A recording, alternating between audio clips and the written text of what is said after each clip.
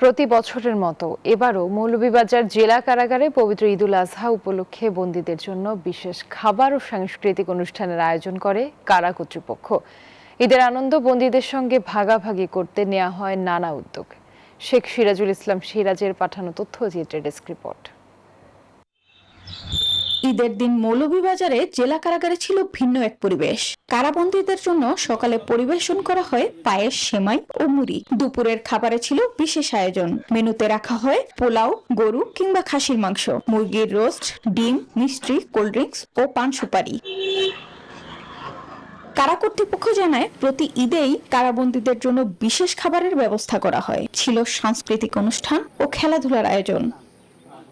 কারাবন্দীদের জন্য উন্নত মানের খাবারের ব্যবস্থা করা হয়েছে। উন্নত মানের খাবার হিসেবে সকালে পায়েস এবং মুড়ি, দুপুরে পোলাও, মুরগির রোস্ট, গরুর মাংস এবং যারা অন্য ধর্মে আছে তাদের জন্য খাসির মাংস থাকবে, সালাদ, মিষ্টি, কোল্ড ড্রিঙ্কস, পান সুপারি।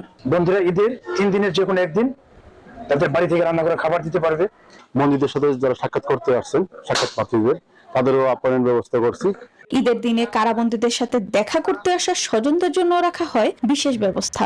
বাইরে থেকে আনা খাবার পৌঁছে দেওয়া সহ দর্শনার্থীদের আপ্যায়নের ব্যবস্থাও করা হয়। আমার ভাই আছে জেলের মধ্যে, দেখা করতে আসছি ঈদ উপলক্ষে।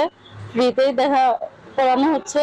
তারা নাস্তা আয়োজন করছে, আমাদের আপ্যায়ন করা হয়েছে এখানে। খুবই সুন্দর হয়েছে। বাড়িতে যারা ঈদের সময় আনন্দ ফুর্তি করে, এভাবে আনন্দ ফুর্তি করছে। কারাবন্দীদের সমাজের অংশ হিসেবে মানবিক পরিবেশে ঈদের আনন্দ ভাগাভাগি করে নেওয়াই এই উদ্যোগের মূল উদ্দেশ্য বলে জানান জেলা প্রশাসক।